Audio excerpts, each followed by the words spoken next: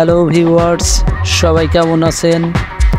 আমাদের আজকের পর্ব যে ভুলটা আমরা বারবার করে থাকি সেটা হলো ঔষধ কেনার সময় যা খেয়াল করবেন। শরীরে যে কোনো ধরনের অসুখ হলেই আমরা ডাক্তার দেখিয়ে থাকি, আর ডাক্তারের কথা মতো ঔষধও কিনে থাকি। ঔষধ যেমন রোগের উপশম ঘটায়, তেমনই অনেক সময় জীবনে এক বড় হুমকিও দিয়ে যেতে পারে।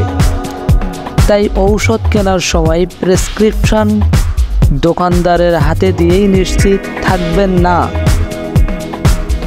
চলুন জেনে নিই ঔষধ কেনার সময় কোন বিষয়গুলো খেয়াল রাখবেন। আর এটি জানার জন্য শুরু থেকে শেষ পর্যন্ত আমাদের সাথেই থাকুন। প্রথমত, মেয়াদকাল দেখে নিন। প্রেসক্রিপশন অনুযায়ী কিনুন, ইচ্ছে মতো ভিটামিন নয়। অনেকেই শরীর দুর্বল লাগলেই নিজে থেকে ভিটামিন কিনে খেয়ে থাকেন, এটি ভুলেও করবেন না। শারীরিক দুর্বলতার জন্য অন্য কারণ থাকতে পারে, সেক্ষেত্রে প্রয়োজনীয় ঔষধটি খেতে হবে। ঔষধের দাম যাচাই করে কিনুন।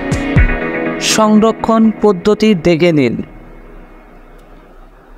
ছেঁড়া, খোলা বা ফুটোযুক্ত প্যাকেট নয়, শুধুই ডাক্তারের পরামর্শে ঔষধ কিনুন। এতক্ষণ আমাদের সাথে থাকার জন্য অসংখ্য ধন্যবাদ। ভিডিওটি ভালো লেগে থাকলে সাবস্ক্রাইব করতে ভুলবেন না।